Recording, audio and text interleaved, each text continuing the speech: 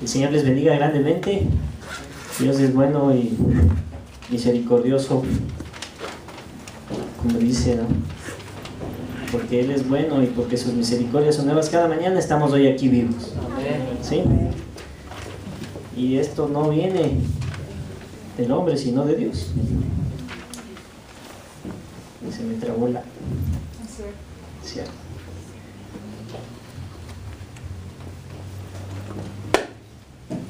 Bueno, vamos a continuar con el capítulo 5 de Mateo. Mateo capítulo 5, y ahora vamos a hablar, Mateo capítulo 5, vamos a hablar sobre el adulterio y el divorcio. Unos títulos que asustan. Y que esto es lo hermoso de predicar la palabra de Dios de manera expositiva, versículo a versículo. Y qué bueno que el pastor Guidito adoptó esa metodología, porque es la manera como debe ser predicada la palabra de Dios, y así no se evita topar temas que el pastor en su deseo, en su carne, podría querer evitar hablar de tal o cual tema.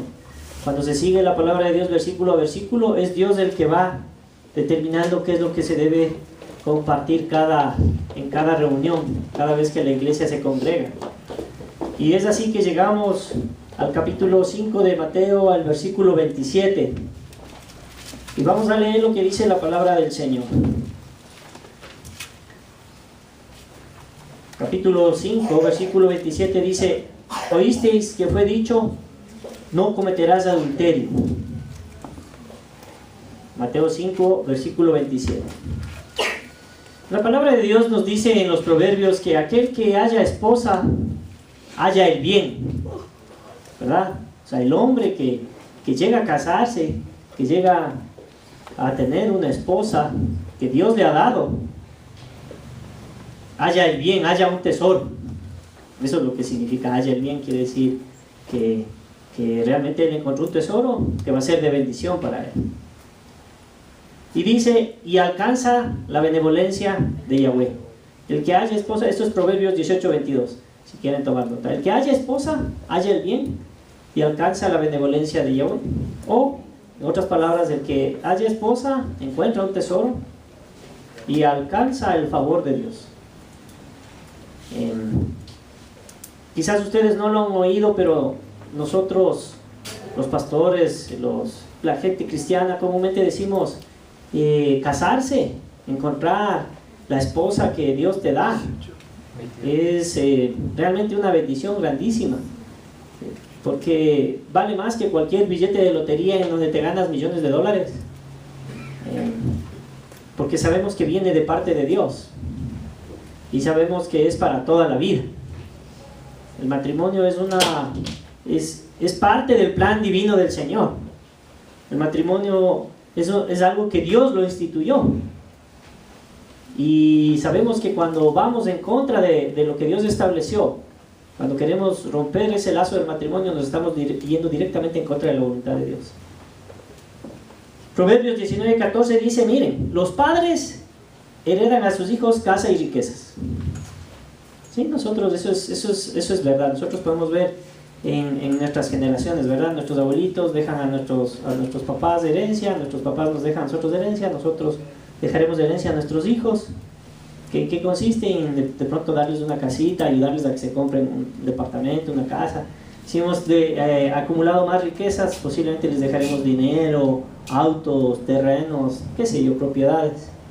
Pero ¿qué dice? Pero Yahweh es el que da por esposa a una mujer prudente, a una mujer comprensiva. O sea, las riquezas, la herencia física va a venir por el lado de los papás. La esposa prudente, la esposa sabia, la esposa comprensiva va a venir de parte de Dios. Amén. Entonces, los que están solteros, pídanle a Dios: Señor, dame una esposa prudente, comprensiva, una esposa que realmente me ayude, me acompañe. Pídanle eso a Dios, porque eso viene de parte de Dios y Dios le va a dar. Si usted es hijo, Dios le va a dar. Parte del legado, de la herencia que Dios te va a dar. ¿Cuántas veces hemos escuchado este tipo de frases? No quiero saber nada, ya me tienes cansado, ya estoy harto. ¿Hasta cuándo cambias? Pero sigue siendo el mismo. No, definitivamente ya, hasta aquí nomás. O creo que es mejor que pensemos ya en divorciarnos. Todo lo malgastas, no sirves para nada. Y así podríamos seguir y seguir y seguir mencionando frases con las cuales nosotros en los hogares nos ofendemos, nos herimos, nos decimos como resultado de nuestras frustraciones, como resultado de expectativas no cumplidas, como resultado de nuestros egoísmos, de nuestra carnalidad. Y todo eso va contribuyendo a debilitar la relación matrimonial. El matrimonio está permanentemente bajo ataque de Satanás y bajo ataque de nuestros propios deseos pecaminosos. ¿Por qué? Porque Dios diseñó el matrimonio para que sea de bendición para su descendencia. La Biblia dice que Dios levantó una descendencia de Él. Si bien Dios estableció el matrimonio para toda la humanidad, el matrimonio para el cristiano es algo sagrado completamente. Porque por medio del matrimonio cristiano Dios levanta una descendencia a un pueblo suyo. Esa descendencia viene a través de la línea de Jesucristo. Todos los que estamos en Cristo somos parte de esa descendencia. Y la voluntad de Dios es que el cristiano se case con el cristiano para mantener pura esa descendencia. Por eso dice, no hagáis yugo desigual. Tú que eres mujer cristiana, tú que eres hombre cristiano, no vayas a buscar pareja en el mundo. Por más atraído que te sientas por la persona, no vayas a buscar allí, no cedas a tu carne, porque lo único que vas a cosechar es dolor y lágrimas. Dios quiere una descendencia pura, una descendencia santa. Y Dios estableció el matrimonio para que ahí los hijos sean bendecidos. Los hijos, miren, todo bebé nace en pecado, todos nacemos en pecado. Creo que algo compartí ya la semana anterior, o en algún momento les compartí esto, y si no les repito. Toda persona nacemos en pecado, somos pecadores porque nacemos en pecado, no porque pecamos. El pecado es solo, el que pequemos es solo una consecuencia de que ya nacimos con esa naturaleza pecaminosa, ¿verdad? Nacemos en pecado, por eso todos morimos. No hay uno que no haya muerto, todos morimos porque todos tenemos naturaleza pecaminosa, porque la paga del pecado es la muerte, por eso todos morimos, ¿ya? Entonces todo niño, todo bebé tiene naturaleza pecaminosa. ¿Qué es lo que va a ayudar a que esa naturaleza pecaminosa no se potencialice, no se desarrolle? El papá y la mamá. El papá y la mamá que va a estar todo el tiempo ahí refrenando la maldad del hijo, o en otras palabras, con la palabra que usamos normalmente en la sociedad, educando. ¿No es cierto? Cuando un niño se porta mal, ¿qué le dicen al papá? Oye, edúcale a tu hijo. ¿Sí? Esa es la palabra en la sociedad. Nosotros en el cristianismo, ¿qué deberíamos decir? Refrena el pecado de tu hijo. Refrena el pecado de tu hijo. Los papás estamos para refrenar el pecado de nuestros hijos. Nosotros, como tal, la familia, el papá, la mamá, somos responsables en ese sentido. Dios equipó también al ser humano con conciencia, para que él pueda también tener una herramienta para delimitar su maldad. ¿Sí? Dios grabó en el corazón los mandamientos. Pero ¿cuál es el problema? Si la sociedad es promiscua, la conciencia del ser humano va a ser una conciencia laxa, una conciencia que no va a ver el pecado en toda su potencia, en toda su maldad. Van a haber cosas que para él le va a parecer que está haciendo bien. Y Dios también diseñó al gobierno, ¿no es cierto? ¿El gobierno para qué? Para también refrenar la maldad en el ser humano, ¿verdad? Si el ser humano no se somete a las leyes divinas, va a tener que someterse a las leyes humanas. Y es así como nosotros en la familia, los papás, podemos y tenemos la obligación de refrenar la maldad de nuestros hijos para que ellos un día no tengan que ser víctimas de la reprensión de las leyes humanas. Por eso es triste cuando los niños crecen sin papás. Y por eso vemos que la mayoría de gente en las cárceles son el resultado de hogares sin padres. Son el resultado de hogares en donde a lo mejor ni siquiera era un hogar, Muchas veces crecieron en la calle, crecieron abusados, crecieron sin papá, sin mamá, les pasó de todo. Entonces esos corazones están llenos de resentimiento, de odio, de maldad.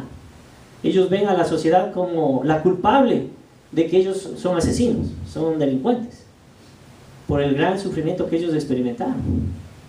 Dios diseñó el matrimonio con muchos propósitos. El principal, como les dije, es que el hombre y la mujer se unan, lleguen a ser uno solo y procreen. Y esa descendencia sea una descendencia bendita para el Señor en el matrimonio cristiano. Volviendo a Mateo 5, versículo 27, aquí lo que Jesús está refiriéndose es a los mandamientos. Cuando dice, ¿oíste que fue dicho, no cometerás adulterio? Se está refiriendo a los mandamientos, al libro de Éxodo, el capítulo 20 y el versículo 14, donde dice, no cometerás adulterio, que está dentro de la base de los 10 mandamientos. No cometerás adulterio.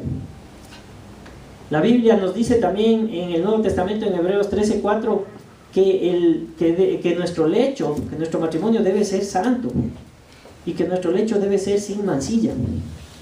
Dice, honroso es en todos el matrimonio santo y vuestro lecho sin mancilla.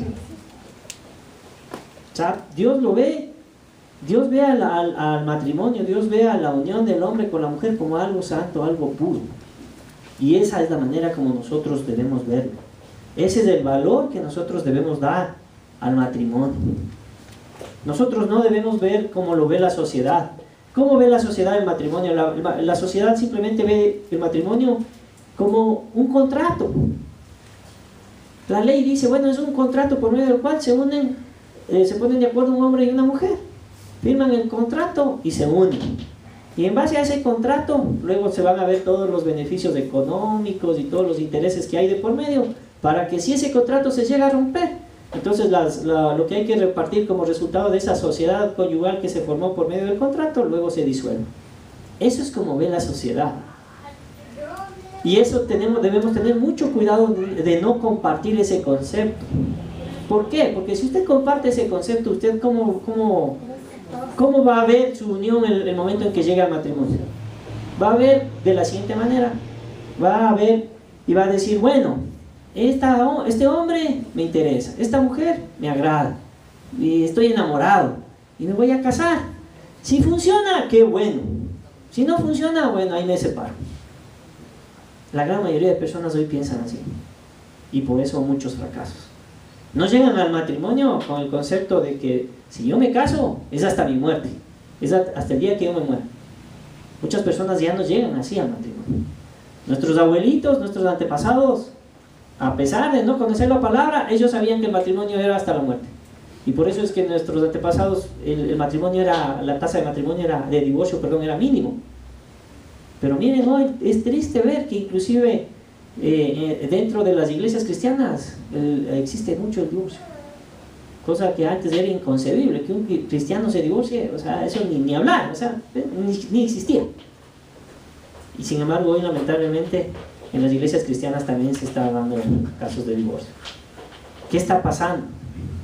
Estamos en una crisis, el matrimonio está siendo atacado fuertemente.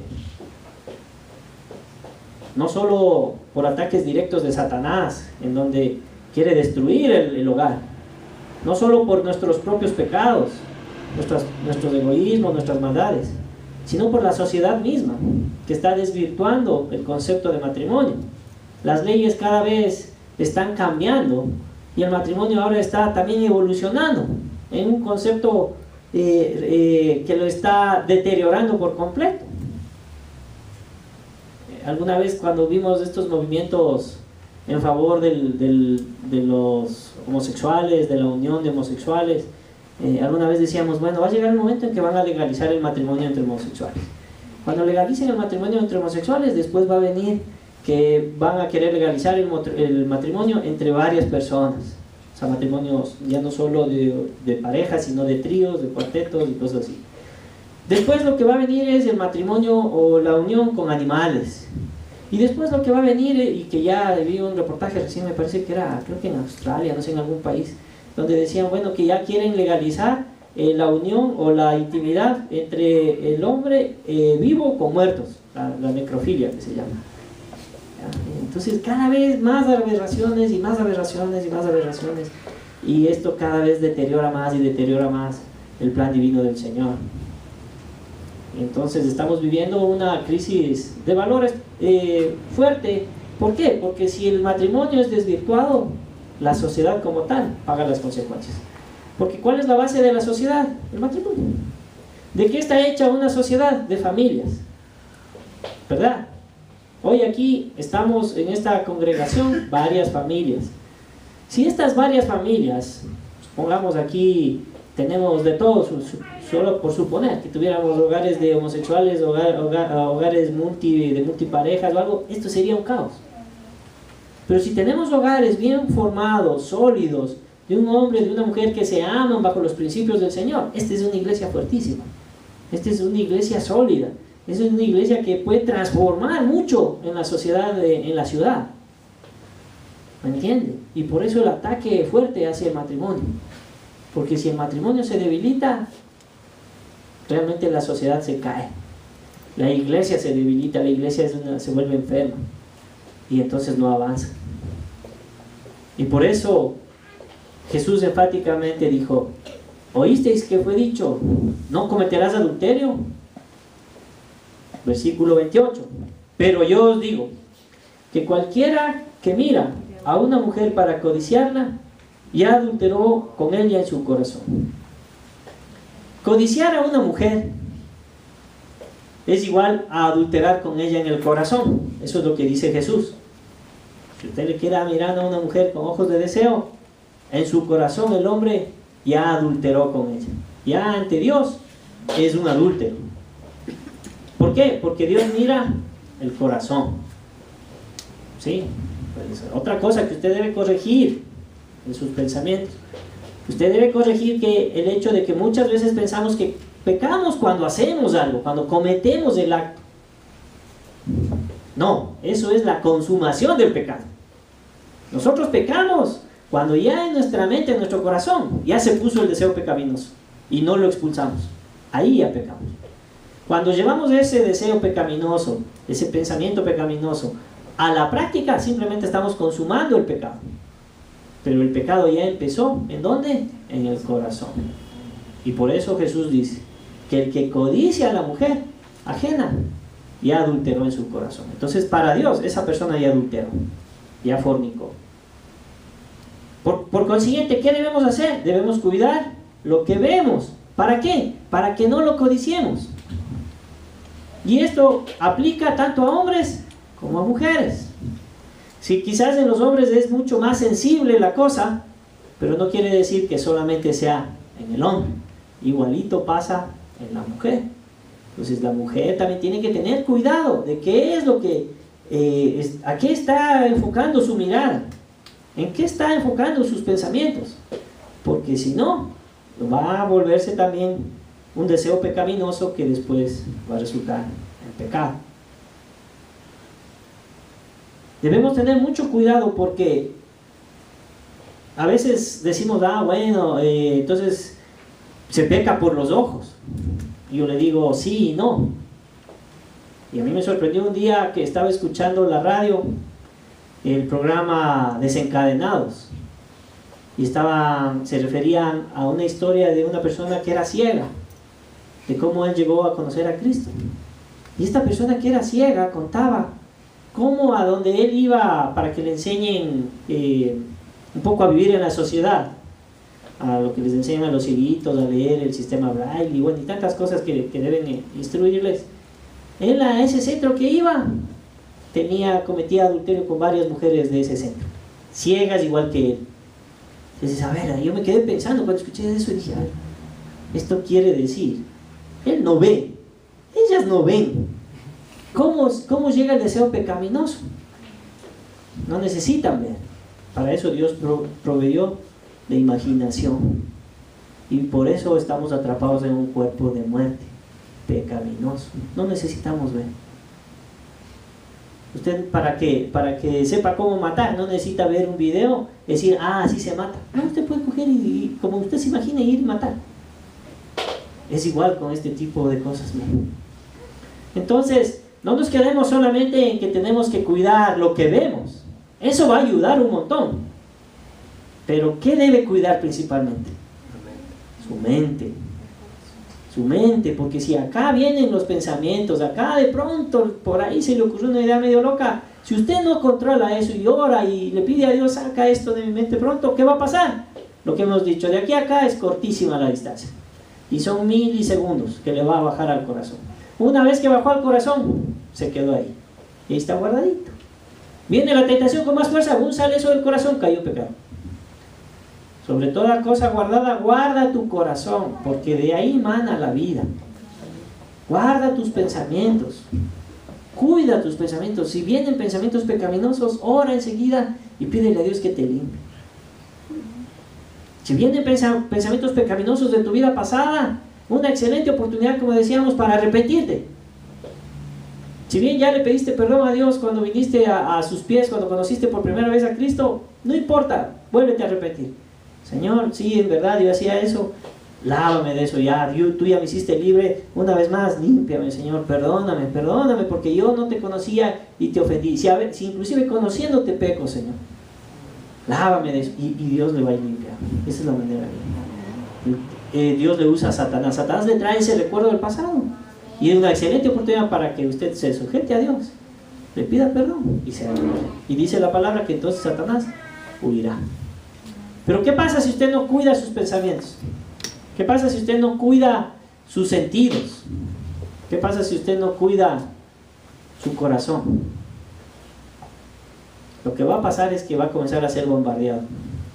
Primero es un recuerdo o un pensamiento, después dos, después tres, después ya no se puede sacar sus pensamientos, le bombardea, Satanás le bombardea. ¿Qué va a hacer ese momento? Está bajo un ataque agresivo. ¿Qué puede hacer? Tiene que refugiarse en Cristo. Tiene que clamar al Señor, tiene que arrepentirse y llorar por su pecado. Por eso yo muchas veces les digo y les animo y les exhorto. ¿Cuándo fue la última vez que usted lloró por su pecado? Si usted no ha llorado últimamente por su pecado, examine su corazón. Porque usted puede decir, bueno, lo que pasa es que yo ya no peco como antes. Ya no soy tan malo. Antes que no conocía a Dios, hacía esto, aquello y aquello. Yo le digo, verá, mentira. Si usted no ha llorado últimamente por su pecado, está viviendo una mentira. ¿Quiere que le diga por qué? Porque si usted antes, que no conocía a Cristo, hacía todas esas maldades, ahora que conoce a Cristo, cualquier pecado pequeñito le va a doler más posiblemente que lo que hacía antes. Porque en la medida en que usted va desarrollando una intimidad con el Señor, en la medida que usted va teniendo una relación más estrecha con el Señor, sus pecados se van haciendo más evidentes. Así sean más chiquitos que los de antes. Así ya no sean tan toscos, tan grotescos como los de antes.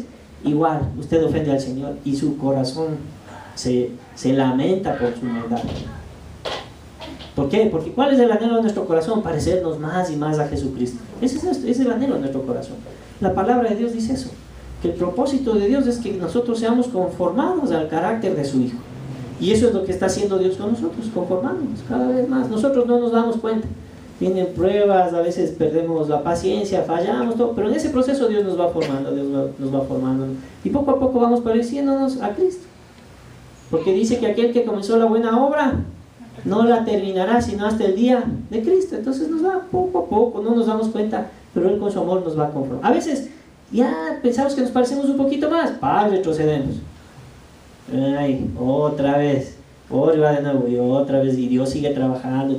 Como Él es amoroso y tiene todo el tiempo del mundo, no como nosotros que pensamos que el tiempo ya se nos va. Él tiene todo el tiempo del mundo, pues Él en su tiempo nos va puliendo, ¿verdad? Y nos va conformando al carácter de Cristo.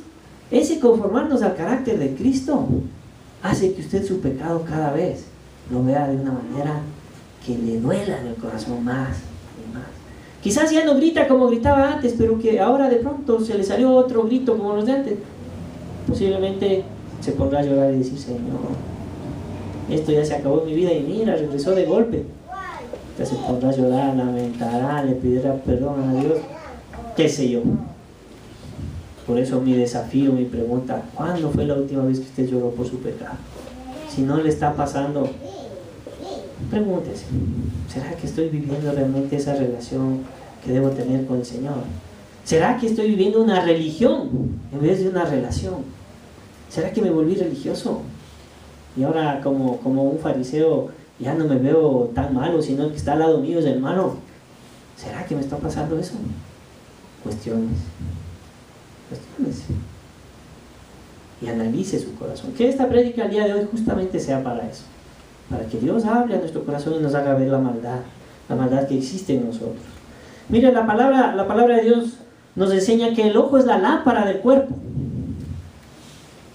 Dice Jesús que si esa lámpara no trae luz a tu vida, o sea, que tú andas, con tu ojo andas viendo cosas que no debes, entonces en vez de ser una lámpara es oscuridad, y dice que en tu interior en vez de haber luz va a haber tinieblas. Miren qué importante, por qué debemos cuidar lo que vemos, por qué debemos cuidar lo que pensamos, por qué debemos cuidar lo que tocamos, por qué debemos cuidar por dónde nos llevan nuestros pies. ¿Por qué? Porque nuestros impulsos carnales nos van a querer conducir a lo pecaminoso. Si nosotros sabemos, o sea, tenemos una debilidad de X y sabemos que si miramos esa debilidad nos vamos a sentir atraídos, ¿qué es lo que a continuación va a pasar? Que nuestro cuerpo nos va a pedir a gritos, anda por ahí, y se va a convertir en una batalla innecesaria. Cuando usted de pronto mira eso y ni un segundo giró su mente, sus pensamientos, su vista por otro lado, ¿qué pasa? Sale victorioso. Pero usted se demora unas fracciones de segundo en tomar la decisión y comenzó la lucha. Esa es la manera. Los cristianos estamos en guerra, en una guerra por la verdad, en una guerra por la santidad, en una guerra por Jesucristo y su palabra. En una guerra, la guerra está formada por varias batallas. ¿Sí? Cuando dicen entró en guerra tal país con otro país, no es que hubo un enfrentamiento y se acabó, no. Eso va a haber una batalla por aquí, otra por acá, en un sitio, en otro sitio, con una estrategia, con otra estrategia. Una guerra está compuesta de batallas. Dios quiere que ganemos esas batallas, pero lamentablemente vamos a perder varias de esas batallas. ¿Por qué? Porque muchas veces vamos a entrar a esas batallas solitos, sin la ayuda de Dios, sin la ayuda del Espíritu Santo, sin tener a Jesucristo gobernando nuestra mente, nuestro corazón. Y el momento en que entramos así, derrotados, salimos arrastrados, heridos, casi muertos. En vez de haber avanzado contra el enemigo, retrocedimos, perdimos varios puestos de batalla. Muchas veces nos va a pasar eso. ¿Por qué? Por querer pelear solos la batalla, y peor si queremos pelear la batalla estando con pecado. Miren, por eso debemos nosotros todos los días depender de Dios. ¿Recuerdan la oración modelo de Jesucristo? ¿No es cierto? Cuando le pidieron a los discípulos, enséñanos a orar. La gente lo conoce como el Padre Nuestro, no se llama el Padre Nuestro. ¿Sí? Es la oración modelo, donde Jesús nos enseñó, dijo, miren, conceptualmente debería ser así la oración. ¿Y qué es una parte clave ahí? Dice, y no nos dejes caer en tentación, y líbranos de las pruebas. Ayúdanos.